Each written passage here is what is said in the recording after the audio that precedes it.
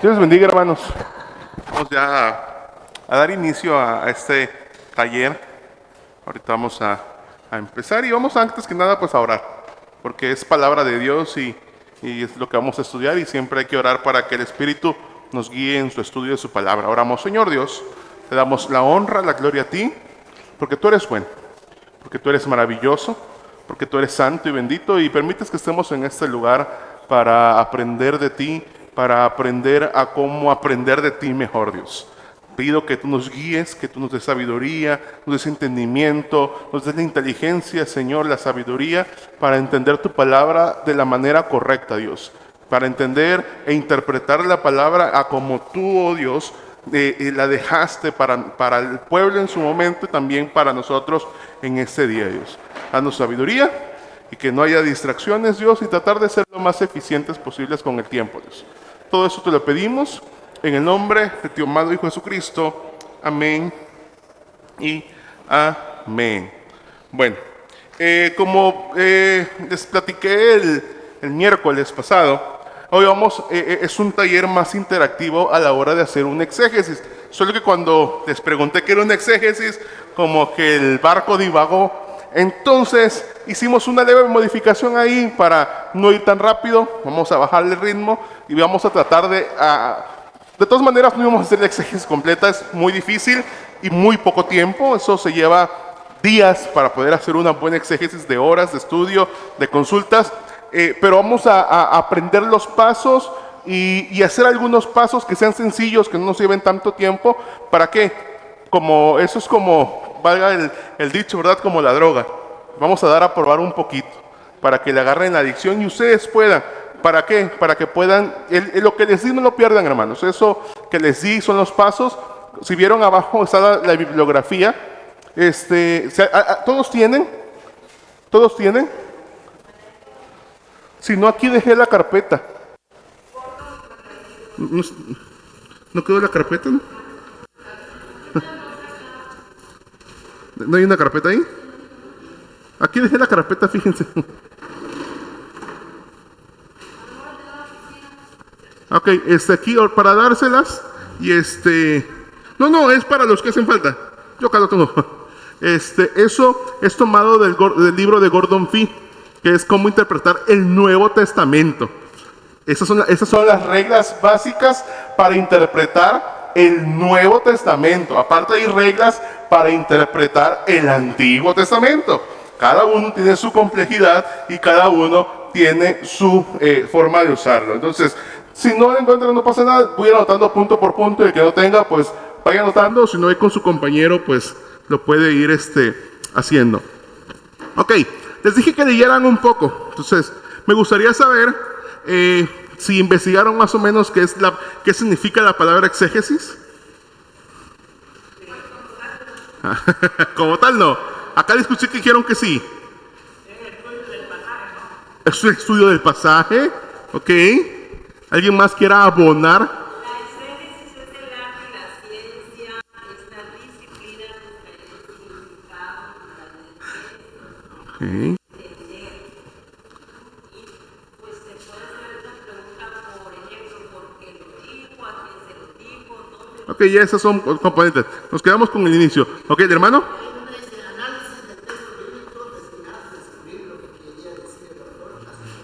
Exactamente, también. Entonces, ya vimos con las tres definiciones. El hermano dijo el estudio de la Biblia. Está bien. Ya acá pusieron es un análisis de lo que quiso decir el autor. ¿A quién?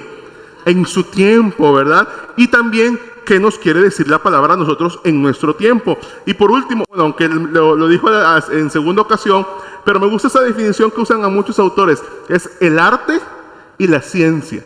Es un arte estudiar la palabra de Dios. ¿Por qué? Porque es lo más hermoso que hay, hermanos. Yo lo pongo así. Cuando los que no están casados, aún no van a entender esto, ¿verdad? Los que están casados, ¿cuándo se deja de conocer a la pareja? ¿Y cuándo se ama más? Entre más se conoce, más se ama, ¿verdad? Uno, sí, conoce cosas buenas y a veces también cosas no buenas, ¿verdad? En el caso de la Biblia todo es bueno, ¿verdad? ¿Y qué pasa cuando conocemos más a alguien? Pues lo amamos más, es la realidad. Entonces, el estudio de la Biblia no es para que nos creamos, no es para que, ay, soy más inteligente, yo estudio más, no. Es con el afán de decir, estoy conociendo más al autor de ese libro. ¿Y quién es el autor de ese libro? A Dios. Entonces, si yo amo a Dios y quiero conocerlo, ¿qué tengo que hacer? Estudiar su palabra. ¿Sí? Y es un arte, pero es una ciencia porque hay pasos, hay reglas que debemos de seguir para no caer en una eisegesis. Por si no me entienden a veces, eisegesis. Escribe un poquito feo, ¿eh? Eisegesis es lo contrario a la exégesis. Dijimos que la exégesis es analizar, estudiar el pasaje para sacar lo que Dios quiso decir en ese momento. Y la eisegesis es estudiar el pasaje, pero con el fin de darle un significado que me ayude a mí. Y eso no está bien. ¿Por qué? Porque en la Biblia habla de prosperidad. La Biblia habla de prosperidad. Pero no significa que yo voy a predicar como predican los predicadores de la prosperidad, de que pacta, que hace esto, cuando la Biblia no les da dando ese enfoque. Yo tomo un pasaje de la Biblia y le doy el enfoque que quiero y no estoy respetando lo que Dios quiso decir en el momento. Esto es una eisegesis. Entonces, por eso nosotros tenemos que tener cuidado en no interpretar. O a veces, recuerdo que una maestra nos decía cuando preguntamos, pues yo creo que dice eso. Decía, no se trata de lo que yo creo que dice, es el pasaje, o Dios dijo esto. O sea, no es porque mis creencias, ¿qué dice Proverbios? Engañoso es el corazón y nos podemos equivocar. Entonces, ¿cómo evitar equivocarnos? Porque claro que es lógico que a veces pues nos gana la humanidad de querer decir, esto como que lo puedo usar para este tema. Entonces, para eso se convierte en una ciencia, donde hay pasos a seguir, donde hay una normativa que hay que seguir para tratar en lo más mínimo reducir el hacer esto. ¿Sí? Y ese es el arte de hacer la exégesis, de descubrir qué Dios quiso decir en ese tiempo. ¿Sí? Algo que les haya llamado la atención de la lista que leyeron, que quieran mencionar. A mí me llamó la atención. Ajá. Sí, hermano. Que no tenga ninguna palabra. No, ahorita vamos a ver eso. Sí entran paradas. Ahí, ahorita vamos a ver. ¿Alguien más? Es que cuando lo vemos en los evangelios y cuando habla de los tipos y las formas, ahí entran las parábolas. Sí. El tipo que es una narración, es un código, algo así, entonces ahí lo vamos a ver. ¿Alguien más que haya llamado algo la atención? Si no, ya para dar inicio. ¿Perdón? Ok. Miren, la parte gramática no la vamos a ver. ¿Por qué? Porque tiene que ver con el griego. Y sí vamos a ver un poquitito de griego que les voy a mostrar acá, pero no podemos tener en gramática porque para eso tienen que tener un dominio básico de griego. Si a uno que ya tiene un dominio básico se le complica, sí voy a explicar algunas cosas, pero eso ya es cuando ya después el pastor ya vean su curso de griego, ahí regresamos. Sí voy a explicar algunas cosas de por qué es muy importante el griego en la palabra y voy a dar unos ejemplos, pero sí, no vamos a ver eso de lleno por obvias razones. ¿Alguien más? Ya para dar inicio. Damos inicio. Entonces, vamos a imaginarnos, estamos ahorita por equipos y ¿me das hojas blancas, por favor? Para repartir. Y van a ser solamente un documento por equipo, para no ir haciendo tanto, ¿verdad? Entonces, son ustedes los exégetas de Pan de Vida, ¿verdad? Y el día de hoy se han propuesto hacer un exégesis de un solo versículo. No vamos a hacer de mucho porque si no aquí nos llevaríamos muchas más horas. Y un versículo muy común. ¿Cuál creen que vamos a usar? Un versículo muy común en Juan. Exactamente. Entonces, ¿cuál va a ser el texto? Juan 3. ¿Y lo sabemos de memoria? A ver, ¿qué dice la palabra del Señor en Juan 3:16?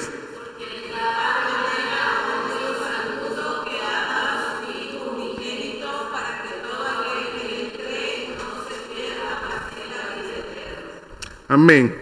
Entonces, Ya que sabemos cuál vamos a hacer, por eso les pedí pues todo lo que tenía que ver con Juan. Nos vamos a poner en Juan. ¿Y cuál es el primer punto, hermanos?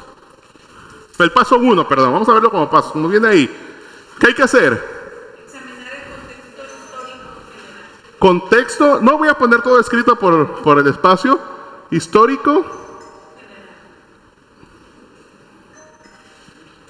¿Qué entienden por eso, mis hermanos?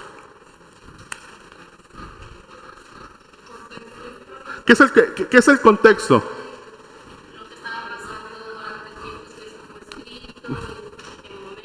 Exacto. Pero dice histórico, ¿qué cosa? General. Aquí se refiere a qué? A todo el evangelio. Entonces, normalmente esto, hermanos, el que hace un exégesis lo tiene que hacer por cuenta propia. ¿Y qué vemos? ¿Qué cosas vamos a responder aquí? ¿Quién escribió el libro? ¿Cuándo lo escribió? ¿A quién se lo escribió? ¿Dónde vivían?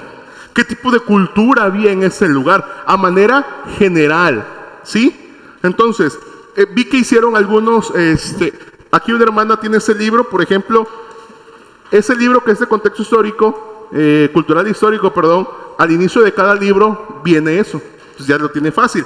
Pero normalmente, hermanos, se examina. ¿Y cómo examinamos o cómo llegamos a saber el antecedente histórico general? Leyendo principalmente todo el libro. La palabra se revela a sí misma. Entonces yo voy a leer todo el texto. Obviamente ahorita por tiempo no lo vamos a hacer, ¿verdad? Es leer y leer y leer y leer hasta saber quién escribió el libro. Obviamente es muy básico. ¿Quién escribió el Evangelio de Juan? ¿Por qué? ¿Por qué Juan? ¿En qué texto, hermano? A ver. Ese es el antecedente histórico. Decimos que Juan escribió el libro. Hay que demostrar que fue Juan. Porque yo puedo decir, fue fulanito. Entonces, aquí, por eso es una ciencia. Porque hay que decir el por qué. ¿Cuándo lo escribió Juan?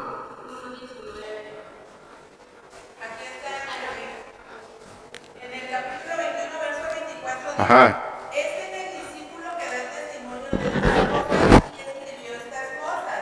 Y sabemos que su testimonio es verdadero.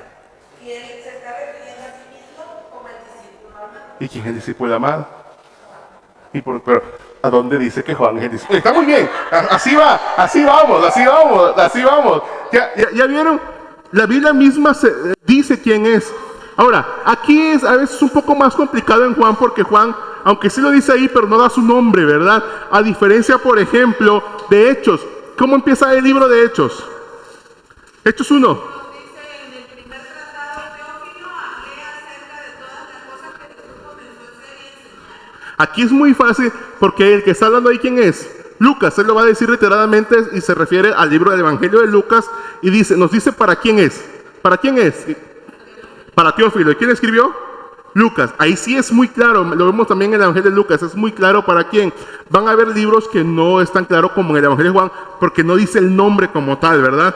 Y esa es la tarea del contexto histórico general. Entonces, con lo que tengan, hermanos, traten de buscar lo más básico. No nos vamos a ir a qué tipo de cultura había en ese momento, que lo vamos a ver más adelante. Con lo que tienen ahí, traten de buscar en 10 minutos nada más quién lo escribió, por qué lo escribió, a quiénes estaba dirigido. Traten de responder todas estas preguntas, ¿verdad? ¿Sí? Y lo van anotando ahí en el papelito. ¿Quién escribió el Evangelio de Juan? Todos, por muy obvio que sea, se tiene que poner. Se tiene que poner, por muy obvio.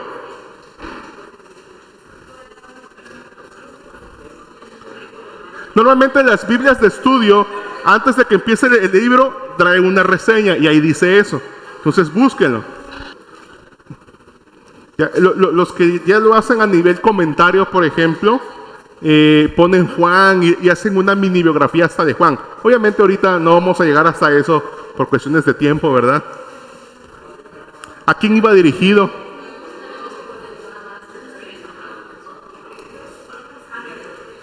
¿A quién va dirigido el Evangelio de Juan?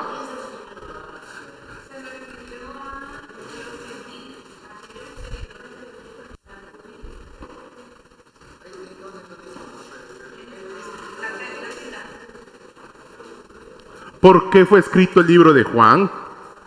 ¿Había un problema? ¿O no había algún problema? ¿Cuál fue la razón? Estamos ahorita en términos generales, no estamos yéndonos a nada específico. ¿Sí? Ok. Hasta donde hayamos quedado, vamos a platicarlo. A ver, ¿qué encontraron? ¿Qué encontraron por ahí? Ya. Paremos nuestra mega investigación y ahorita ya demos los pormenores de esa investigación. Ok, ¿cuál es el contexto histórico de la carta? Bueno, perdón, del Evangelio. Fue escrito por ¿quién es el autor, dijimos? Juan. Ok. ¿Alguien investigó más o menos por qué fue Juan o por qué pensamos que fue Juan?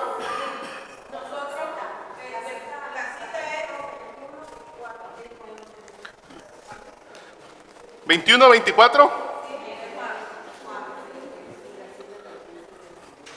¿Alguna otra cita que nos diga que fue Juan? 13:23 ayudaría a completar. ¿Qué dice el 13:23, hermana? ¿Están de acuerdo? ¿Alguien encontró todo diferente?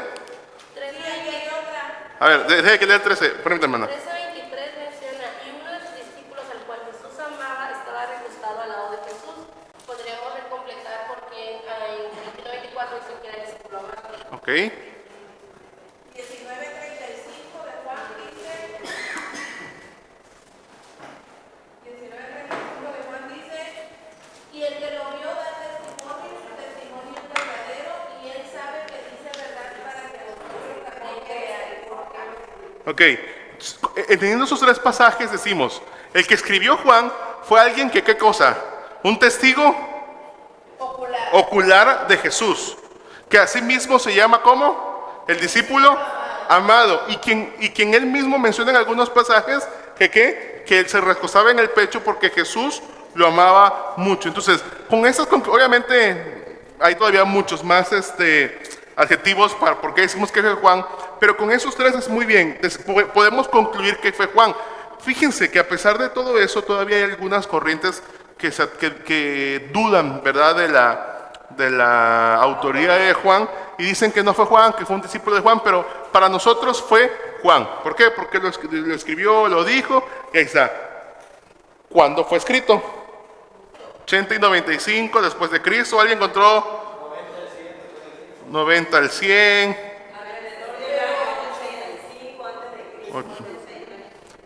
Está bien. Obviamente es muy difícil poder decir la fecha en la que fue escrito porque pues no dice, como por ejemplo Hebreos que sí dice, en el año séptimo o en el primer año del reinado de tal. Y hay libros históricos que lo pueden constatar. Aquí Juan no especifica cuándo, ¿verdad? Pero dicen eso porque acuérdense, se cree que fue escrito en Éfeso. Juan lo escribió en Éfeso ya al final de su vida, entonces por eso la mayoría lo data a partir de este año. Pero tiene algo que ver. ¿A quién se le escribió? A los gentiles. A los gentiles. ¿Qué clase de gentiles? Los cristianos que no eran judíos. Un gentil es no judío. Pero algo más. A los seguidores de Jesús, para los nuevos creyentes. ¿Qué había pasado? ¿Algo importante que hubiese pasado en esas fechas? Ok, que se habían esparcido. Fue escrito para sí, gentiles, cristianos, pero que habían ya pasado, ya habían sido, digamos, dispersados y que estaban teniendo problemas con cuestiones de la divinidad de Jesús. Por eso Juan escribe eso para defender, es una cristología, un estudio de Cristo para defender. Entonces, ¿por qué también dice que es importante saber para quién?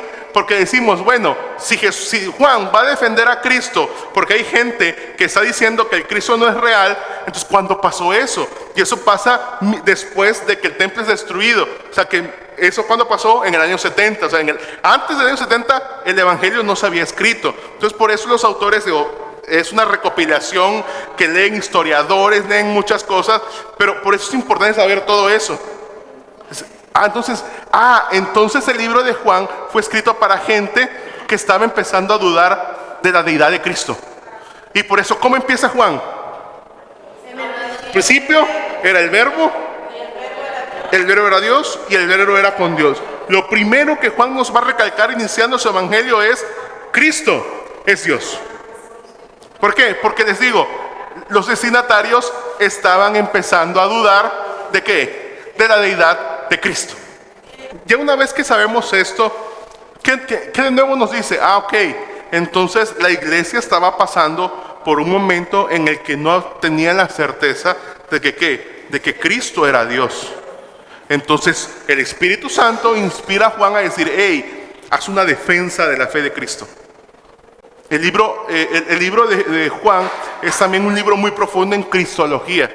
Nos habla de Cristo. Juan, tanto Juan como Pablo son los exégetas o los escritores, los teólogos, perdón, de Cristo. Son los que nos hablan de la deidad y divinidad de Cristo, con diferentes historias y todo, pero hablan de lo mismo. Entonces, Juan, ¿qué hace? Hay problemas. Voy a escribir una carta para un evangelio donde que nos va a hablar y nos va a decir cosas que afirman que Cristo es Dios.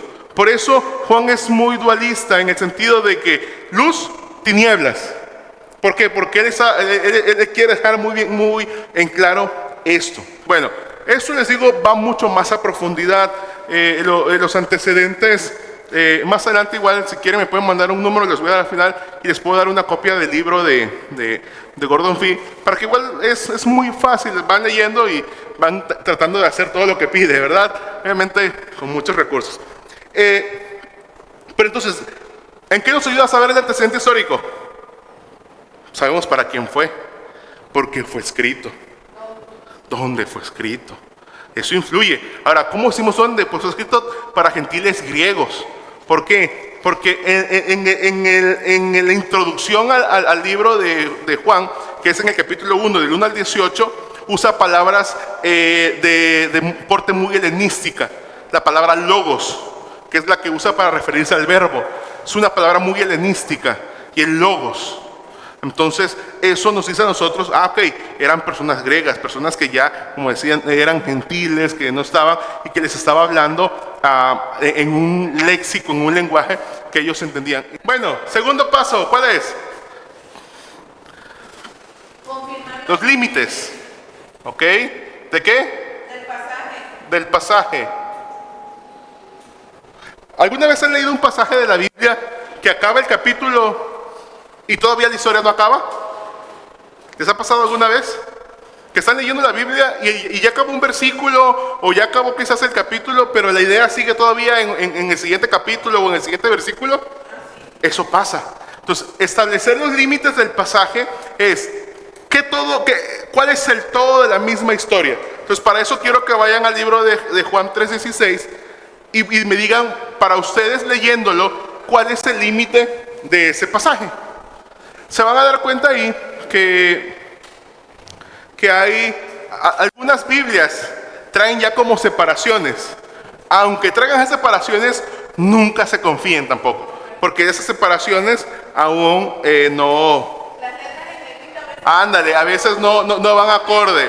Exactamente. Entonces, vamos a leer. Aquí no busquen aquí no es buscar comentario. Vamos a ver. Lean todo el capítulo 3, ¿verdad? ¿Lo encontraron?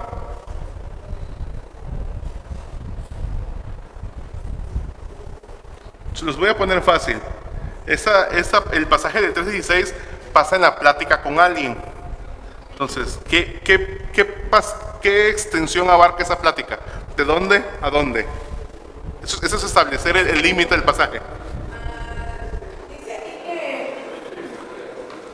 que Jesús se reunió, más bien Nicodemo se reunió con Jesús de noche. ¿Dónde dice? En el 3:1. Ajá.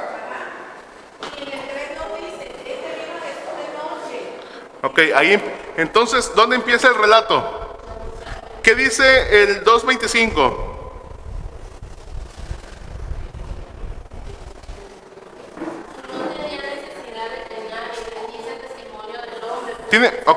¿Tiene algo que ver con Nicodemo eso? No, es otra historia. A partir del 3, aquí sí, Juan, o bueno, no Juan, ¿verdad? Recordar que esas divisiones que tiene la Biblia no fueron escritas por los autores. Eso ya lo hicieron ya luego traductores bíblicos. Entonces, pues lo hicieron como ellos creyeron mayor conveniente. No siempre es exacto. En este caso sí. El relato empieza a partir del versículo 3:1. Porque ahí empieza, ¿qué cosa? Juan a decirnos, había un hombre y nos habla de Nicodemo. Entonces, el límite del pasaje es del 3:1 ¿hasta cuál? ¿Dónde acaba toda esa conversación? Hasta el 21. ¿Por qué decimos que hasta el 21? Ya el 22 dice después de eso, o sea, ya pasamos a otra cosa.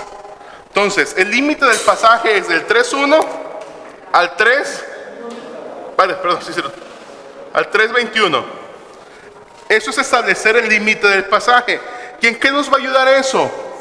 Pues nos ayuda a entender, ya vamos entendiendo, ok, esta plática, ¿con quién la tuvo? ¿A quién le dijo eso Jesús? A Nicodemo.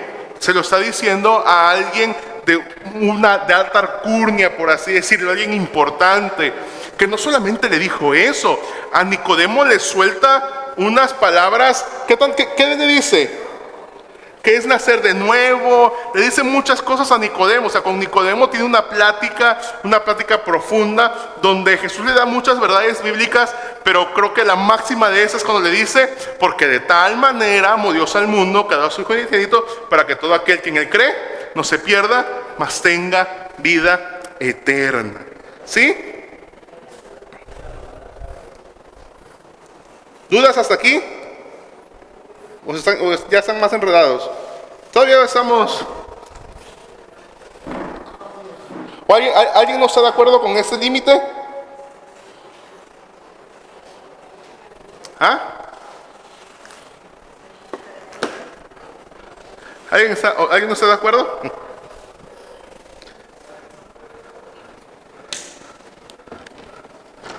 Establecer el límite es importante, como les decía, ese es el contexto inmediato. El contexto inmediato de la historia. Y eso nos va a ayudar a saber si es, por ejemplo, más adelante, pero ya nos va dando una idea que es todo lo que abarca. Porque, por ejemplo, si yo además agarro y digo en la parábola de las ovejas, ¿qué dice la parábola de las ovejas? Que dejó a las 99 para ir por una. A ver, ¿alguien aquí es administrador? ¿Contador?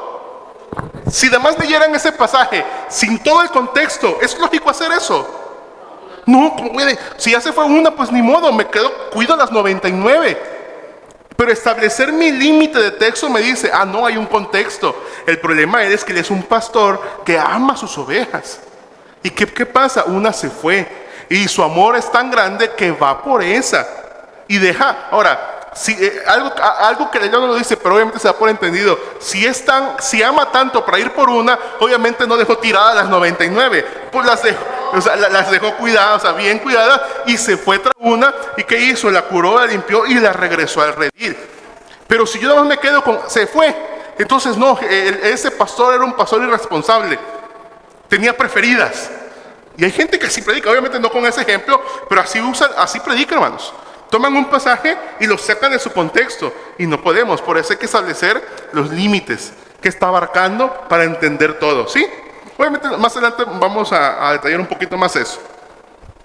Luego, ¿qué sigue? Si ya establecimos los límites del texto, ahora es establecer...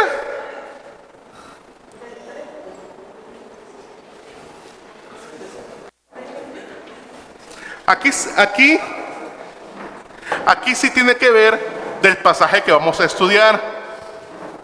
¿Que es cuál? El 3:16. Miren, ¿a qué nos referimos con establecer el texto? Porque podría sonar muy simple, pero a la vez, ¿cómo que es establecer el texto? O sea, ¿el texto es establecido o cómo no está establecido? O sea, se refiere al texto del que vamos a hablar. Ajá. Pero no es decir, voy a leer el 3:16, no. Habla acerca de establecer el texto como una crítica textual. Y para eso, ahí empezamos entonces a trabajar con el griego. Porque ya hablamos de crítica hablamos de crítica textual. Ahora, ¿quién lo puede emprender, por favor?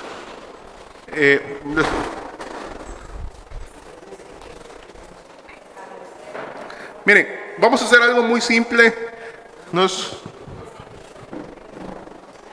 Les voy a poner, hay una página de internet que se llama, hay muchos estudios, logos y todo, pero son de paga. Hay una que es muy básica y es gratuita, pero está en internet, que se llama Biblia Paralela. En esa van a encontrar el léxico del griego y comentarios y algunas cosas, ¿verdad? Entonces aquí vamos a ver el léxico del griego. ¿Qué es establecer entonces? Es ir técnicamente palabra por palabra, ver el significado correcto. ¿De qué? De la palabra que puso el autor original. ¿Por qué? Busquen por favor Mateo 3:18. No, 5:18, perdón, 5:18. ¿Alguien tiene una versión que no sea la 60? Ok, ¿alguien puede leerla con la nueva traducción viviente? Ok, lo mando yo. 5:18. Dice, les digo la verdad, hasta que desaparezca el cielo y la tierra, no desaparecerá ni el más mínimo detalle de la ley de Dios, hasta que su propósito se cumpla. Ok, ¿alguien lo lee con la 60? Aquí ya. Cierto os digo que hasta que pasen el cielo y la tierra, ni una jota ni una tilde pasará de la ley hasta que todo se haga cumplido. Ok, ¿qué diferencias hay entre la que leyó el hermano y leyó nuestra hermana?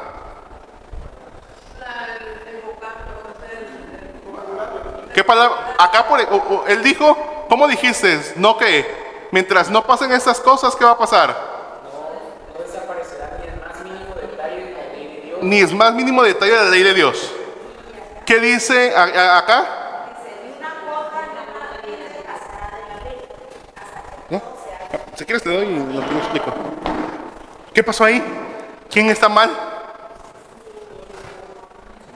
¿Por qué ninguno?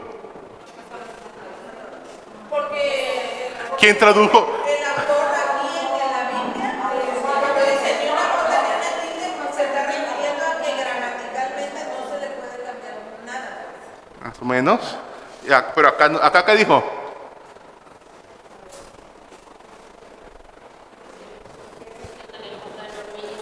Ni el más mínimo detalle. Miren, por eso es importante conocer las palabras en griego. Efectivamente, en el 5:18 Mateo sí escribe ni una jota ni una tilde. Pero hay que entender por qué Mateo lo escribió. Mateo lo escribe porque eso lo está diciendo ¿quién? Jesús. Jesús, ¿en qué idioma hablaba? En hebreo. Aunque Mateo fue escrito en griego, pero recordar que cuando Jesús habla, pues en su momento habló en hebreo, ¿verdad?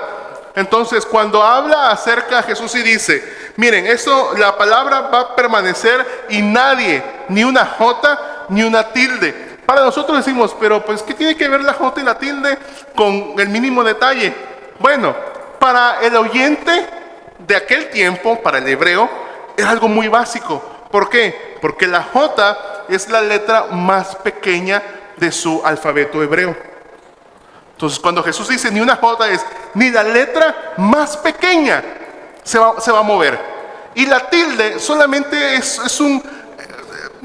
que aquí es diferente la tilde, allá no, sino que, por ejemplo, Aquí en Nueva Biblia Viva dice eso que está usted diciendo. mire, esa es una letra, no más recuerdo, y la tilde es esto. Hace como una T siempre, pero es chiquitito. Entonces, a lo que Jesús está hablando es, ni esas pequeñas palabras que van a hacer, no se van a borrar. Entonces, la versión Nueva Traducción Viviente es lo que está haciendo, está traduciendo la idea de lo que quiso decir Jesús. Y la 60 está traduciendo lo que Jesús dijo. Ahora, por eso es bueno también leer otras versiones porque nos amplían el panorama. Como es aquí, ¿no? Les aseguro que mientras existan el cielo y la tierra, ni la parte más pequeña e insignificante de la ley se pasará por alto hasta que esto se cumpla. Efectivo. Ajá, ¿esa qué versión es? Nueva Biblia No, la Biblia, ok. Pero le digo, ahí lo dice, pero ¿por qué dice eso? Bueno, ahora ya saben que lo dice porque la J es la letra más chica. Incluso es como la mitad de una letra.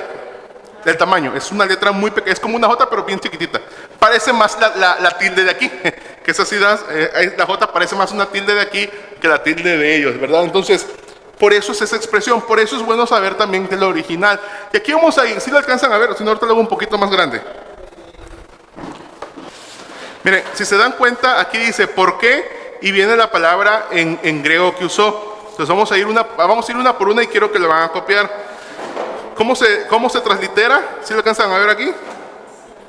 Gar. ¿Qué significa? Eso quiero que pongan. Eso escríbanlo, eso quiero que lo escriban.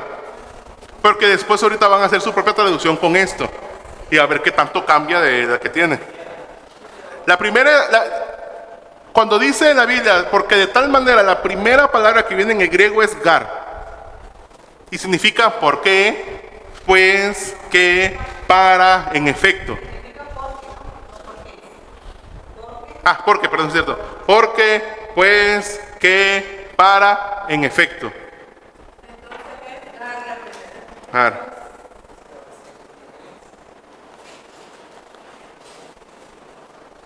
Autos.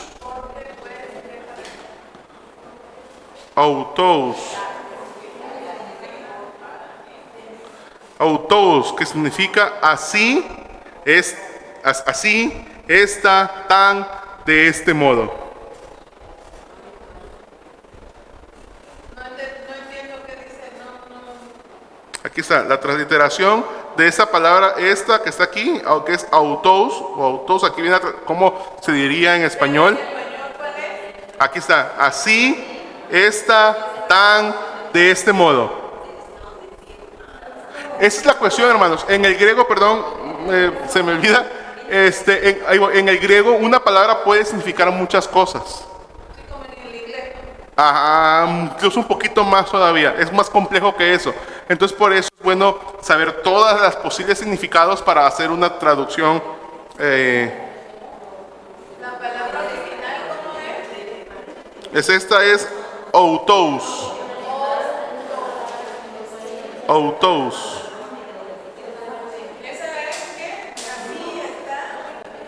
Es lo que traducen de tal manera, pero no quiero que pongan eso, quiero que pongan la palabra y todos los significados que tiene, porque luego ustedes van a hacer una propia traducción. Luego la palabra que usa como amor, ¿cuál es? Agapao. ¿Y qué significa? Ama, amado, amó, amar. Agapao. Sí, es que aquí es fuerte esta. Agapao.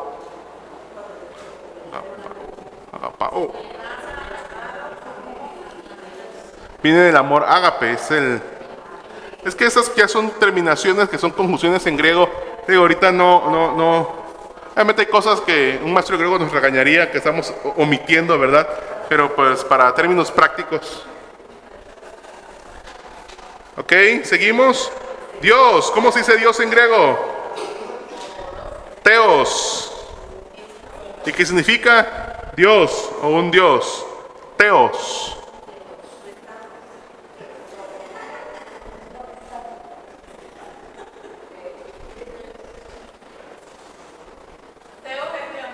Teos es Dios. Por eso cuando decimos teología, ¿qué es teología? Viene de logía, que es estudio, y teo, Dios, estudio de Dios. ¿Y qué significa? Dios o un Dios. Aquí es un artículo que es o, to, o sea, que puede ser el, la o los. O, to. Y al. Ajá. Pero es que no quiero que lo digan con al, porque al fin, o sea, quiero que copien todo y ahorita el siguiente punto que dice, haz tu propia traducción, ustedes van a hacer una traducción. Entonces, es un artículo, hermano, que es el, la, los. ¿Sí? Sí, es que no quiero que vean de dónde se toma, porque lo que quiero es que ustedes hagan su propia traducción del pasaje. Cuando habla mundo, cosmos. ¿Y qué significa? Mundo, pero también significa atavío, siglo, orden, el mundo. Por eso es importante entender el contexto también, porque el contexto, todo el límite nos va a decir de qué está hablando Jesús en ese momento. Les dije que miren, ajá, ahí viene. Digo, obviamente es muy básico, hay muchos mejores, pero tienen un costo. Este es completamente gratis, obviamente está muy limitado, pero para fines prácticos, para ir iniciando, está muy bien. Lo único pues que requiere internet. Vamos con otra conjunción, que es la conjunción hoste, que significa manera, así, por lo tanto. Hoste. Pero vamos en el porque de nada era mundo del mundo, hasta ahí me quedé. Y ahorita Es que no quiero que la hagan así. O sea, usted, hoste, que significa así, por lo tanto, porque ahorita usted va a hacer su traducción. Sí, sí.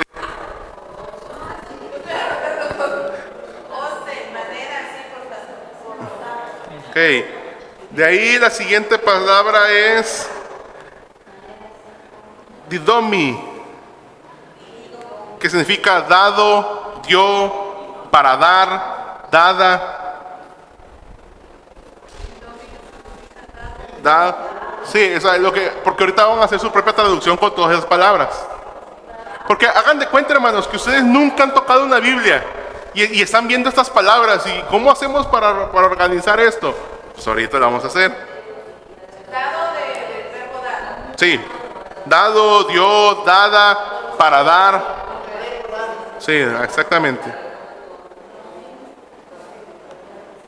De ahí, autón, que es es un pronombre personal. Auto, que es autos. Que significa le, su, él, yo, ella, lo mismo. Es un pronombre personal para referirse a alguien.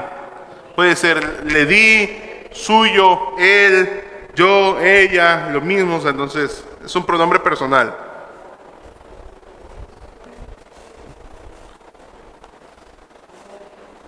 Huios, ¿qué significa huios? Hijos, hijo.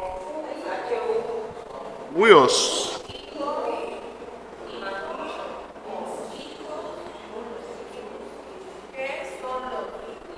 Hijos, hijo.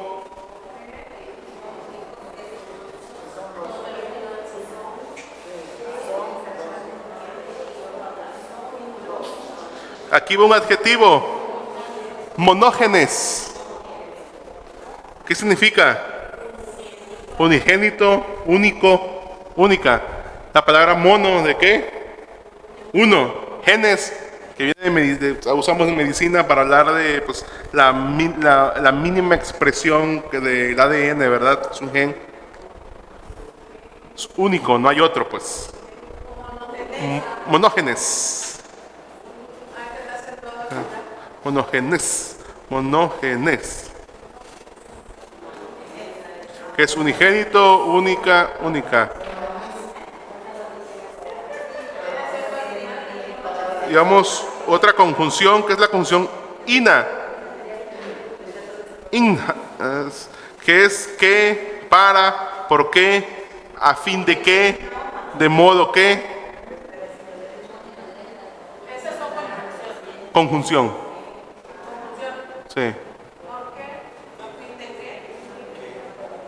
Parece que una conjunción es algo que une dos.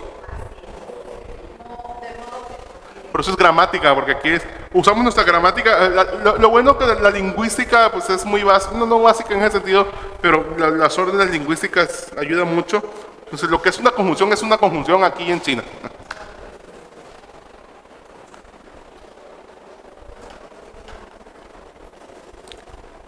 Paz. ¿Qué es paz? Todo, todos, todas, cada. Bueno, ahí le dice que es adjetivo, Aquí es un adjetivo. Ándale. Sí, por eso es un adjetivo. no le dices qué dice. Ah, perdón. Paz, ¿qué significa? Todo. Paz, paz, paz. Todo. Todo, todas, todas, cada. Es otro artículo aquí, que es o, que ya lo vimos hace rato igual, que es el, la, los. Sí, porque viene escrito. Ni una tilde, hermana, ni una J se borra, ¿eh? No le puedo poner comillas. No, no, no. Es lo mismo, ¿no? Sí.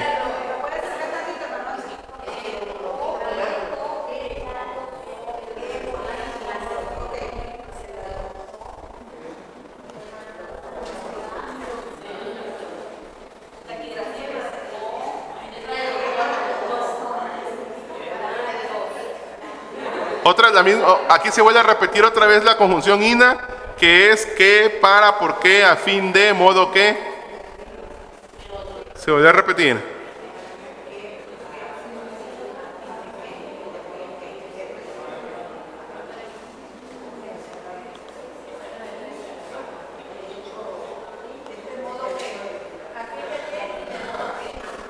Eis. Es una preposición. Es en, a, para, a.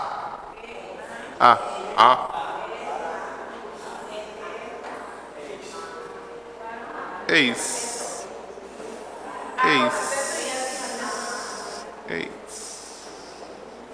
Es una preposición. Volvemos otra vez al pronombre personal. Autos, que ya dijimos qué significa. Él, su, yo, ella. Se volvió a repetir, se están repitiendo. Cree. Pisteu. Que significa cree, creído, pero no de que se cree mucho, ¿verdad? De que es presumido, sino de que lo he creído, ¿verdad? Creyeron, para creer, confiar. Es un verbo.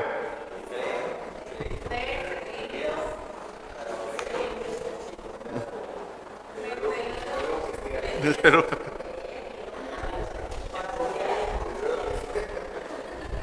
ya nos quedan como 6.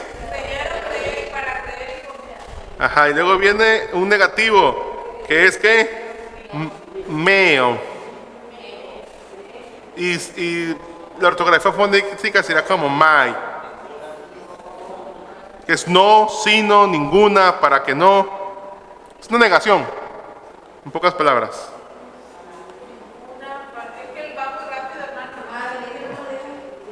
Ah, ok, regreso. Es que por el tiempo. Ok, me. No, dije que es negativo. Lo que sea negativo. Ok, no. Aquí hay otro verbo. Apoyumí. Que significa perderá, pierda, perdiere, para destruir, destruir por completo.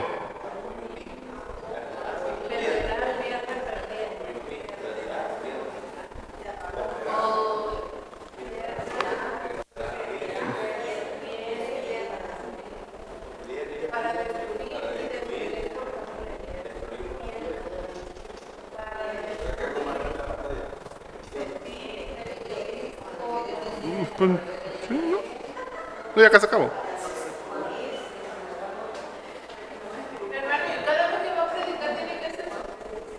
Pues sí, se hace.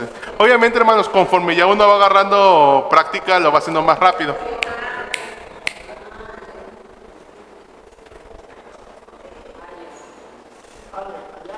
Allá, que es una conjunción que significa más, si no, antes, de otra manera, por otra parte, pero.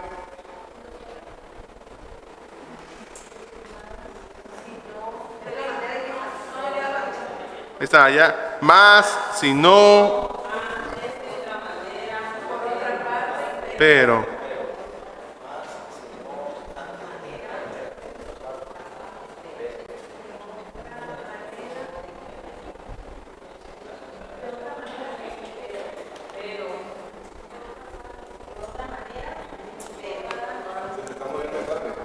Sí, que yo con el pie. Acá hay otro verbo.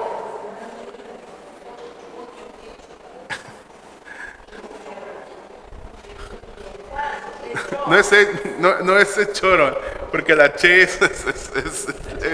la che es castellana, ¿verdad? Pero pues es ec-o. Sí. Ajá. Sí, es que Buenísima la sí, acuérdense que la che no y es tiene, tenía, teniendo, tener, mantener.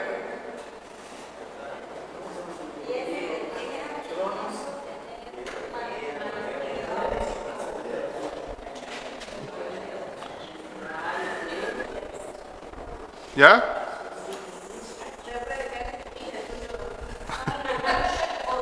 De ahí, Zoé. ¿Qué significa Zoé?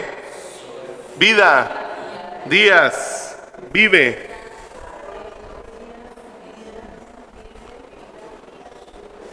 Zoé. Es sustantivo. Un sustantivo femenino.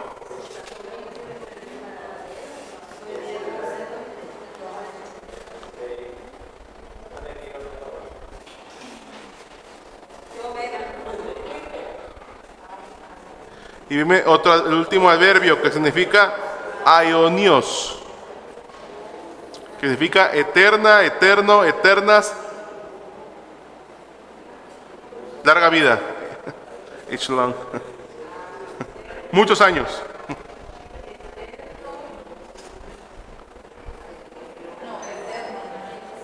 Eterna, eterno, eternas, eternos. Es en inglés. Es age long. Eternos. Muchos años, eternos. Es en inglés, hermano. Es age long. Significa muchos años, eterno. Ah, es un adjetivo. Porque califica lo de... Bueno, es un adjetivo, ¿verdad?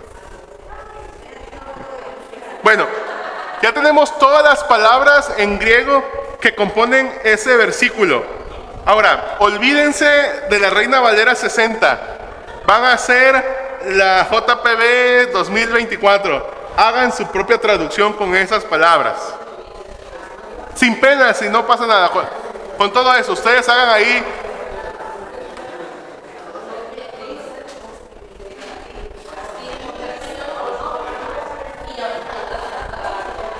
Tienen 5 minutos. Ah, pues es nada más ir ahí a como. Miren, bueno, ok, es que nos salteamos. ¿Cuál era el siguiente paso? ¿El siguiente paso cuál es? ¿Haz tú qué?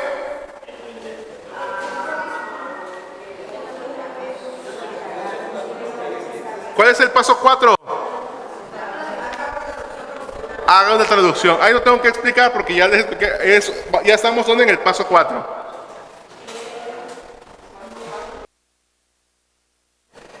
De tal manera, ¿no? Acá dijeron, sí, no puso de tal manera. ¿Alguien más? ¿Otra traducción, nuestra hermana? A ver, lea su traducción, hermana. En efecto, así ama un Dios. En efecto. Por tanto, dio su Hijo único a fin de que todos los que han creído no se destruyesen por completo, no se destruyan por completo. Ajá. De otra manera, teniendo vida eterna. Ok. Bien, ¿alguien más? A ver.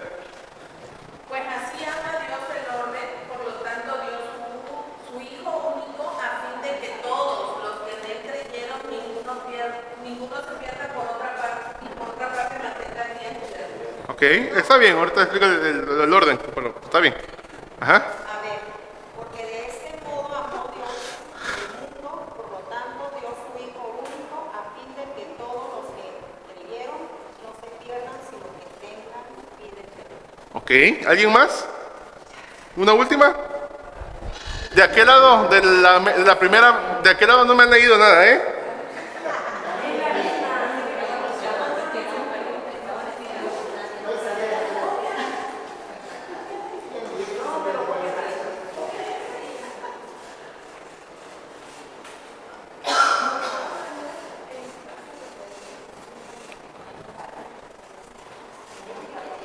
Ok. ¿De aquella mesa alguien que quiera decir una? Una, rápido. Sin miedo, no pasa nada. Una. Así como sea, como la tengan. A ver. Díganla. Díganla. Porque así amó Dios el mundo. Porque así amó por tanto, Dios. dio el Hijo único a fin de que todos los que en él creyeron no pierdan, antes tiene días eternos. Ok, bueno, están bien.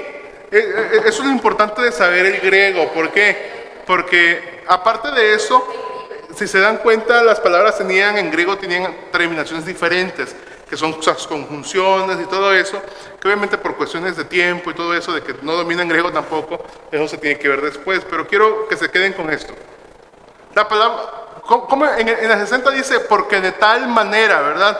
Y muchas veces, hermanos, yo incluso hace un tiempo que yo hacía todo esto de manera personal, yo decía antes, ¿no? O sea, recuerdo, ¿no? Cuando he dado clases, imagínense, porque de tal manera, y decimos como de tal, como el tamaño del amor de Dios, ¿verdad? Pero no se refiere a eso. ¿Sino a qué se refiere? Es decir, así amó Dios al mundo. Ese es el ejemplo de cómo amó. O sea, no está diciendo, obviamente que es claro que su amor es muy grande, pero el pasaje no está diciendo qué tan grande es el amor.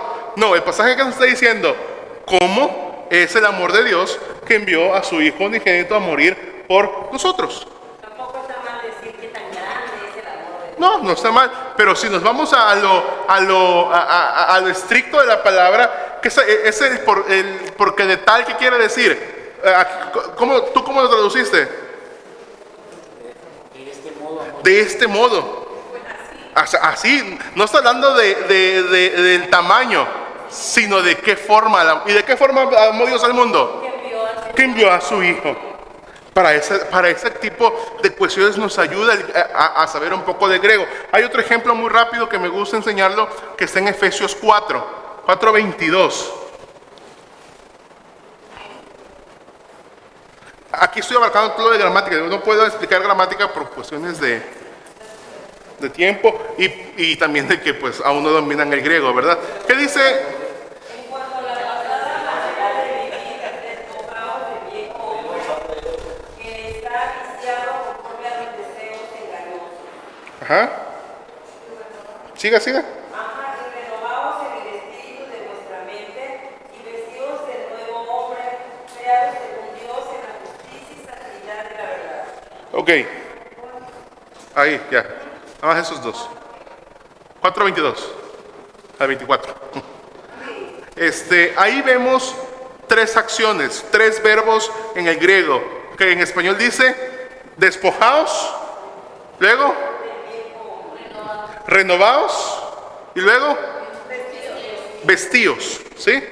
Son tres verbos. En el español, si yo lo leyera en español como lo estamos leyendo, el renovados suena que ¿qué? Nacer de nuevo. Ajá, pero ¿quién lo hace? Nosotros, personalmente. Parece ser que es nosotros, pero en el original no es así. En el griego no es así. Los griegos es muy complejo. El griego, aparte de tener el tiempo verbal, tiene espíritus, tiene tiempos que nos indican quién hace, tiene voces también que nos dicen quién hace algo o quién no lo hace. Por ejemplo, cuando va a decir que la acción la hace una persona, normalmente eso es una voz activa, o sea que la persona lo está haciendo. Pero cuando es una voz media, la acción no la hace esa misma persona que está hablando. Es muy complejo, eso es en griego, pero ahí va el ejemplo para que lo entiendan. Aquí Pablo está hablando del baño en el antiguo Medio Oriente, ¿verdad? Que era por etapas. Se construía de 3 etapas el baño. Recordar que aquellos no es como aquí, ¿verdad? Que tenemos agua en abundancia y nos bañamos a cada rato, ¿verdad? Sino el baño pasaba hasta un mes, incluso todavía actualmente en esas zonas todavía marginadas pasan hasta un mes sin bañarse. Entonces imagínense andar en el desierto, cómo hueles, ¿verdad? Entonces entras al baño que obviamente son mujeres y hombres y mujeres, o sea, por separado, ¿verdad? Entonces, cuando el judío o el griego de aquel momento entraba al baño, entraba primero a una recámara. Y la primera recámara, ¿qué hace uno? Se desviste. Por eso Pablo usa el verbo ¿qué? Desvestíos o despojados. Quítense. Ahora, ¿eso quién lo va a hacer? Ahí es una voz activa que el verbo lo hace la persona. Eso quiere decir, nosotros vamos al baño y nos quitamos nuestra ropa. ¿Y qué es eso lo que nos quitamos? Lo viejo. ¿Qué es lo viejo? El pecado, o sea, las malas costumbres, nuestras malas palabras. Y eso a veces porque, Señor, que ya no sea tan mentiroso. El Señor dice a Pablo que nosotros somos los que nos despojamos del viejo hombre. O sea, yo soy el que tengo que dejar. Es mi decisión dejar de mentir, ¿verdad? Entonces, uno se quita la ropa, entra a la segunda recámara, que es el baño. Para nosotros no tiene sentido porque nos bañamos solos, ¿verdad? Abres la regadera o la palanganita, ¿verdad? Y tú te bañas. Pero en esos baños, como son comunitarios, no se bañan, sino se bañan unos a otros. Entonces, el renovaos no lo hace la persona, sino lo hace alguien más. ¿Y quién lo hace? El Espíritu Santo, porque estamos hablando de la vida en el Espíritu. Entonces, cuando dices, tú llegas al baño y te quitas tu ropa, pasas a donde está el agua y tú no te vas a lavar. Es el Espíritu Santo el que te va a limpiar, porque Él es el que nos limpia. Yo no me puedo limpiar, yo no puedo perdonar mis pecados. Yo no puedo. ¿Quién lo hace? El Espíritu. Él es el que me renueva. Él es el que me limpia, Él es el que me enjabona. En aquellos lados, el contexto, por eso también el contexto importante, por ejemplo, entre más grande, pues tienes una mayor, pues un mayor rango, ¿verdad? Entonces yo leí en un libro de secular, pero que hablaba de historia musulmana y todo eso, dice que los ancianos nomás llegan y se sientan. Y llegan los más jóvenes a bañarlos. Con espatulitas, porque pues dice, imagínate un mes sin bañarte, hay que rascar bien, ¿verdad? Sí. Ok, ya el Espíritu te renovó, pasas a la tercera recámara. ¿Y la tercera recámara cuál es? Vestidos. Aquí otra vez es una voz activa, quiere decir que eso lo hace la persona. ¿Ah? Uno mismo. Uno agarra la ropa y se viste. ¿Y qué es eso? Yo soy el que decido leer la Biblia. Yo soy el que decido ayunar. Yo soy el que decido orar. Yo soy el que decido venir a la iglesia. Yo soy el que decido adorar. Ajá. Es lo que sí, Jesús no va limpiando constantemente, pero yo decido vivir en santidad. Porque me estoy poniendo ropa limpia. No me estoy volviendo a poner la ropa sucia que ya dejé tirada. Una nueva limpia. Ahora, ¿se dieron cuenta que si se lea así nada más como así? Ahí dice el Espíritu que nos quitemos la ropa, bueno, que nos despojemos, que nos renovemos y que nos revistamos. Ok, pero cuando ya entendemos el contexto histórico, la cultura del lugar y el griego, tiene un significado diferente. Nos ayuda a entenderlo. Igual, esa misma palabra renovaos está en Romanos 12, cuando dice renovaos en el espíritu de vuestra mente. Y luego decimos, no, es que tú tienes que pensar cosas buenas. No, ahí no habla de eso, sino que habla que es el Espíritu Santo que nos renueva la mente. Nos ayuda a ser mejor criatura. Entonces, por eso es importante el griego y el contexto cultural. Vamos a seguir, ya queda poco tiempo. De ahí, ¿cuál es el siguiente paso? Nos vamos hasta el paso 7. Analizar palabras importantes. Obviamente ahí lo pueden, tómenlo de la Reina Valera 60 y ustedes digan cuáles son las palabras más importantes de ese pasaje para ustedes. Anótenlas. Sí, de Juan 3:16. Las palabras más importantes porque ustedes están haciendo el estudio. Obviamente que tengan relevancia, ¿verdad? No me van a poner palabra importante al. No, no tiene sentido, ¿verdad? Amor, mundo, Dios, Hijo, unigénito, creer. ¿Se las tienen? ¿Cuáles son sus palabras importantes para ustedes? Amor, vida, perder. Sí, sí, sí, sí, sí, sí. Ah, ok, ya entendí. Ok, todo aquel. Ajá. Sí, sí. ¿Qué más?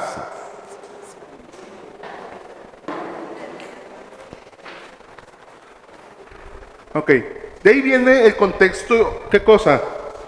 Histórico-cultural del pasaje. No de toda la carta, sino del pasaje.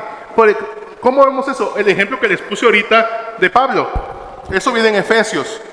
Yo puedo leer el contexto total de la carta, pero cuando ya leo Efesios 4:22 al 24, el contexto es que Pablo está hablando del baño. Entonces, cuando yo entiendo el baño, entiendo muy bien lo que Pablo quiere decir. ¿Sí? Entonces, en ese contexto, este libro les va a ayudar. Este libro que tiene la hermana, si busca por favor el pasaje y nos lo lee para que entendamos. Ese es un libro del contexto cultural y va versículo por versículo.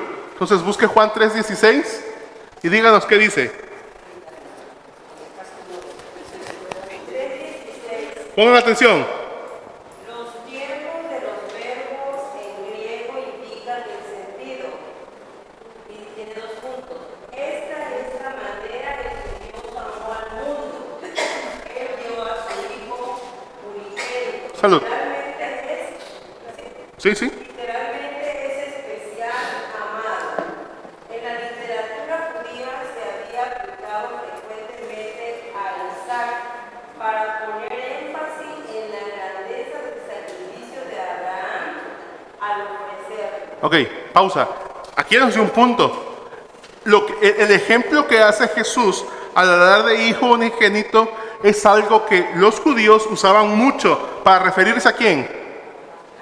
A Isaac y a Abraham, al sacrificio. Entonces, Jesús no está diciendo hijo unigénito al azar, sino está usando una expresión que los judíos conocen bien y respetan mucho. ¿Qué es? La historia de Isaac con Abraham. Entonces, ese es un contexto cultural. Eso para nosotros, hijo unigénito, no sé, es que era único. Pero para el judío tenía otro contexto aún más grande, porque esa palabra, ¿se acuerdan cuando, qué le dice Dios a Abraham? Trae a tu hijo, a tu único hijo. Y ya tenía ¿a quién? A Ismael. Claro que eso para el judío es único, somos diferentes. Y Jesús usa la misma expresión. Entonces, entonces eso dice que Jesús estaba usando también la cultura del lugar para que su mensaje, ¿qué cosa? Tuviese mayor fuerza. ¿Sí? Siga leyendo, hermano. Eso no te lo sabe. Vida eterna literalmente es la vida del mundo venidero. El tiempo verbal presente en Juan indica que los que confían en Jesús comienzan a experimentar esa clase de vida ahora en tiempo presente. Ok. Aquí, eso es gramatical, hermano. Eso no es tanto histórico, pero nos habla, por ejemplo, por eso es importante el griego. Dice la palabra tenga vida eterna. Y vida eterna habla de los tiempos venideros. Pero ¿qué dice? La palabra tenga está ¿dónde? En el presente. Entonces, ¿cuándo empezó nuestra vida eterna, hermanos? El día que creímos en Cristo. No, mi vida eterna no va a empezar cuando yo muera y llegue al paraíso. No, yo ya estoy viviendo la vida eterna en Cristo. ¿Sí? Por eso es importante, porque el griego dice, no, es que desde que tú eres salvo, Jesús dijo, en ese momento vas a tener vida eterna. ¿Sí? En el momento que creemos en Jesús. ¿Sí, hermana? ¿Sigue leyendo? A pesar de la mención en la literatura antigua del amor de Dios por la humanidad y del énfasis en el amor especial de Dios por Israel, no hay nada que se compare con este sacrificio especial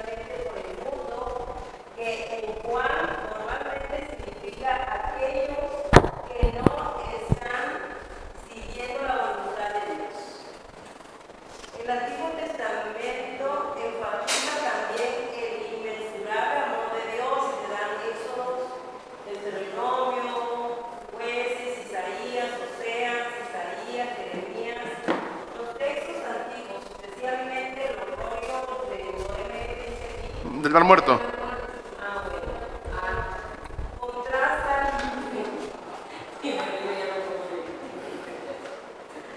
dice, contrastan a menudo la luz y las tinieblas como el bien y el mal. En la misma manera en que Juan lo hace aquí, todos entenderían lo que Juan quería decir, el marcar la narración con un comienzo y un final en el mismo asunto. Era un artificio literal antiguo. Ok. Bueno, ese hermano, el autor de ese libro, es asambleísta, por cierto. Este libro es muy bueno para el contexto. Bueno, ¿qué sacamos de ahí? Obviamente hay muchos libros de contexto histórico, muchos. Y a partir de ahora, se dan cuenta, no hemos visto ningún comentario bíblico. De exégesis, una de las últimas cosas que se leen son los comentarios bíblicos. Normalmente se han dado cuenta, cuando uno va a estudiar algo, primero va el comentario y ahí luego a la Biblia, ¿no? O sea, no. En el exégesis, ¿hemos visto comentario bíblico? Pues sí, porque nos hemos ayudado, ¿verdad? En el antecedente, pero lo ideal es que no lo usemos. Porque queremos sacar nuestra propia interpretación, ¿verdad? La interpretación que Dios nos está dando, ¿verdad? Y no la de alguien más. Entonces, aquí el comentario sí nos ayuda, es un comentario del contexto cultural, no un comentario teológico como de Matthew Henry, como La Cueva, que son comentarios que él ya hizo su exégesis y él nos da su conclusión. No, aún vamos allá, nosotros estamos llegando. ¿De aquí qué sacamos? Bueno, sacamos lo que dijimos de que para los judíos lo entendían, porque hablaba de quién, del sacrificio, ¿de qué?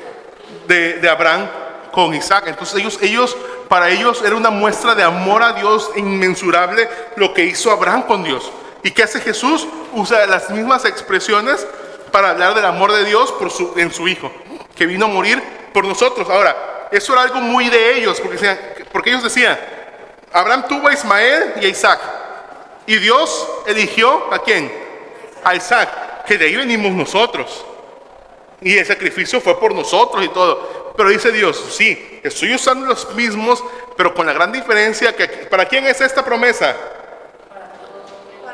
Para todo el que cree. ¿Pero por qué? Porque Dios ama ¿a quién? A todo el mundo. Entonces ya no es etnocentrista, ya no es nada más con la etnia israelita, sino ahora es que todo el mundo. O sea, eso nos habla de que el sacrificio de Cristo es mayor que incluso el sacrificio que iba a hacer Isaac en aquel lugar. Para eso nos ayuda a entender. Ahora, obviamente en una prédica no vamos a decir eso casi, ¿verdad? Pero eso es para el que lo esté estudiando, para que entienda el pasaje y pueda expresar, o sea, lo que quiera decir o lo que va a decir a la congregación de una mejor manera, ¿verdad? ¿Comentarios? ¿Dudas? Todas, ¿verdad?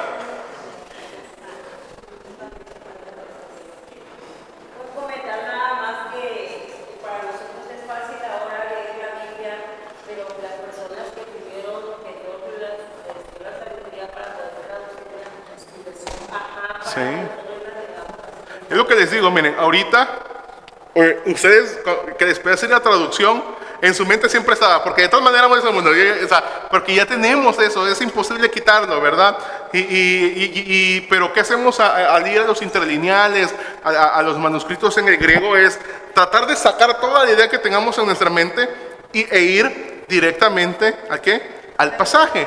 Ahora, eso también, por eso hay tantas versiones, hermanos. Porque cada versión usa diferentes tipos. Hay normalmente, en pocas palabras, hay tres. ¿Qué es la Biblia palabra por palabra? Está la Biblia, la crítica textual y el Textus Receptus. La 60 es Textus Receptus. ¿Qué nos dice o qué significa Textus Receptus? Es la palabra, lo que nos dice la palabra. Y palabra por palabra es, a veces cuando se lee la Biblia palabra por palabra, no va a tener mucha lógica. ¿Por qué? Porque es palabra por palabra del griego.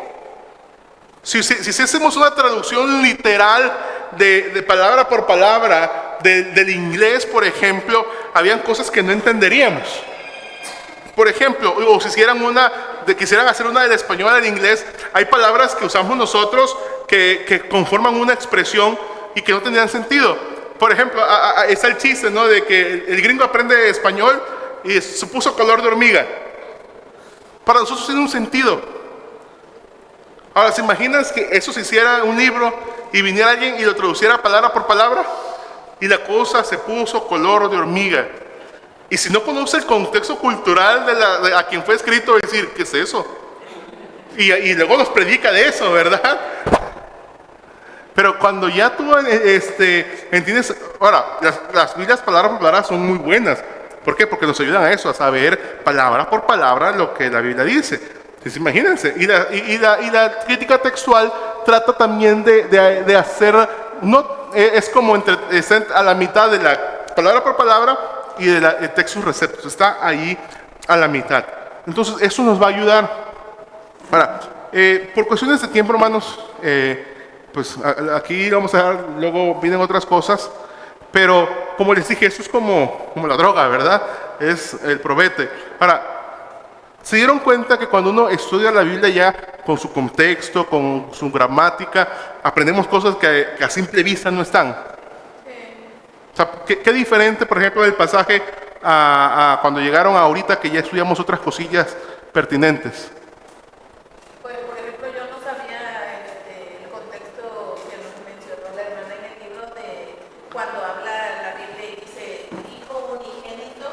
Yo no sabía que el trasfondo cultural viene desde que Abraham iba a sacrificar a Isaac. Exacto. No lo sabía yo. Sí, y causa un impacto. Quizás en nosotros no tanto, ¿verdad? Porque no lo entendemos, pero para el judío sí. Hey, me estás usando el ejemplo de Isaac. Ten cuidado. Entonces, ajá, exactamente. Es como si viniera ahorita alguien y atentara, no sé, o usar el ejemplo de la familia pastoral, ¿no? Eso sí lo entiendo porque lo viví, lo subimos, ¿no? Entonces, esas son las cuestiones de entender el trasfondo cultural, el trasfondo histórico. Por ejemplo, lo que les expliqué de Efesios, ¿no? Ahí se usa todo, tanto el griego como también el trasfondo cultural. O sea, lo leemos, pero si no entendemos que Pablo se está refiriendo al baño, pues, pero cuando entendemos que se va... Igual la otra ocasión, lo que se fue una de las cosas que a mí me ayudó mucho fue cuando el de tal manera, ¿no? Que no habla en expansión del tamaño, sino este es un amor con hechos. Porque yo puedo decir, te amo bastante, pero no dice eso, es, te amo y te lo demuestro así. Eso es, amor con hechos. Entonces, esa es la diferencia. Es que de tal, y así, y hasta alzamos los brazos. No habla de que el gran amor, sino de esa manera. Dios nos ama tanto, sí, demasiado nos ama. Es inevitable, pero nos ama y lo expresó. Es un amor expresado en su momento. Entonces, y eso nos va a ir ayudando poco a poco. Obviamente, hay cosas que todavía van a ir aprendiendo, que bueno, ya están enrollándose en eso. No lo deje. Los pasos se pueden ir siguiendo con cualquier pasaje, cualquier texto del Nuevo Testamento. Ya el Antiguo Testamento tiene otras complicaciones diferentes, ¿verdad? Para que lo vayan haciendo, váyanse tomando la dedicación. Hagan el paso 1 de varios pasajes o de varios libros. El paso 1, hasta que se lo machaquen y ya nada más lo leen y ya saben por dónde. La aplicación la encontramos en línea, la de ir palabra por palabra en griego. Sí, esa en línea. Biblia paralela. Y además le pone la cita bíblica y ya. Y se le entrega. Entonces, para que lo vayan haciendo, platicaba con el hermano Israel, pues más adelante van a ir viendo más y más de esto, que les va a ir ayudando a ir profundizando en el estudio de la palabra. Y que les digo, sé que es tedioso. Es tedioso. Pero ¿qué les dije al inicio? ¿Qué estamos haciendo aquí? Conociendo un poquito más a nuestro Creador. Y eso va a hacer que nos enamoremos cada día más, un poquito más de Él. Porque lo conocemos mejor. ¿Sí? Es la realidad. No es que no lo amáramos antes. Los amamos. O sea, yo cuando uso este ejemplo de cómo es que amas más, o también uso este ejemplo cuando la llenura del Espíritu, le digo, miren, y lo veo yo ahorita pues mi hija está recién nacida. Cuando mi hija nació, yo ya la amaba. Ahorita ya tiene 10 meses y la amo más porque he pasado más tiempo con ella. La estoy conociendo, ya estoy viendo cómo gatea. Hay cosas que cuando nació yo ya la amaba, pero aún no conocía de ella. Y ahorita que va creciendo, voy conociendo nuevas cosas y la voy amando más porque ahora la amaba cuando nació y ahorita la amo también viéndola gatear. Me duele porque está creciendo y uno quisiera que se quedara ahí, pero la vas conociendo. Entonces es lo mismo cuando estudiamos la palabra de Dios. O sea, ya ahorita amamos a Dios, pero entre más conocemos de Dios, el amor nos va llenando más amor. Es lo mismo con el Espíritu Santo. Somos llenos del Espíritu Santo, sí. ¿Y cómo vas a ser lleno si ya estás lleno? No, es que vas conociendo nuevas cosas del Espíritu Santo y vas amándolo más, ¿sí? Entonces, vamos a ponernos de pie, hermanos, y vamos a elevar una oración a Dios. Y que Dios nos ayude. Decía la hermana, la definición es el arte y la ciencia. Y les digo, miren, esos puntos son así porque es la mejor manera, ¿verdad? Para cómo llegar a esos puntos ya cada quien lo hace. O sea, hay unos que dicen, no, es que a mí me gusta puro libro papel. No, yo puedo en la computadora. No, yo lo puedo ir leyendo en el carro. No, yo necesito quedarme 8 horas aquí. No, yo nada más media hora. Cada quien tiene sus modos y sus formas. Solo respeten el orden. Porque si no respetamos a veces el orden, empezamos a hacer lo que dijimos. Yo le agrego lo que yo quiero. Entonces no, eso nos da un orden. Porque, ¿qué vimos primero? Contexto histórico. Ya sé para quién es, por quién es. Ya sé que eran unos hermanos que vivieron hace más de 2000 años, bueno, como 2000 años, y que estaban pasando por un problema de que estaban dejando de creer en la divinidad de Dios. Entonces ya con esa idea, ok. Entonces Juan para eso le escribió, para defender la fe, para defender a Cristo. Entonces ya eso nos va dando un panorama general de la Biblia. ¿Ok? Pues vamos a orar, hermanos. Vamos a decirle a Dios que Él nos siga guiando. Que sigan, pónganlo en práctica. Pónganlo en práctica. Ahorita voy a escribir mi número por si tienen alguna duda o algo. Con mucho gusto y confianza tengo varios libros. Algunos son copias, otros sí son en PDF. Que les van a ir ayudando. El contexto yo lo tengo igual en PDF. Para que vayan ayudando y poco a poco creciendo. Y cuando salgan nuevamente de esas reuniones, pues, gracias a Dios por su iglesia que tiene el esmero de prepararnos, ¿verdad? Porque lo vimos el miércoles. Tengan mucho temor de lo que están haciendo. Como decía Santiago 3:1, no tomen a la ligera el ministerio de maestros, porque tienen mayor responsabilidad, dice Santiago 3:1. Entonces, no lo tomen a la ligera, hay que estudiar, hay que machacarle. ¿Para qué? Para conocer más a Dios. Oramos. Señor Dios, te exaltamos y te bendecimos. Gracias por tus misericordias. Gracias por tus bondades. Gracias por tu palabra. Gracias porque tú nos amas tanto que nos dejaste tu palabra ahí, Dios. Nos dejaste tu palabra en la cual encontramos infinidad de principios bíblicos, de historias, parábolas, que todo lo que hace es que te conozcamos más. Ahora, Señor, ahí lo tenemos. Queremos empezar a tener herramientas. Como decía Pablo, ya no solamente queremos leche, ahora necesitamos comer carne. Pero la carne lleva un proceso de prepararla, de más trabajo que la leche. Entonces ayúdanos, Dios, a tener las herramientas, las ganas, Señor, para ir poco a poco estudiando mejor tu palabra, para ir estudiando mejor lo que tú nos has dicho y nos has dejado, para conocerte aún más y mejor, Dios. Queremos conocerte más, queremos conocerte mejor, Dios. Te amamos, pero queremos amarte aún más. Tú eres bueno, tú eres bendito y tú eres glorioso, Dios.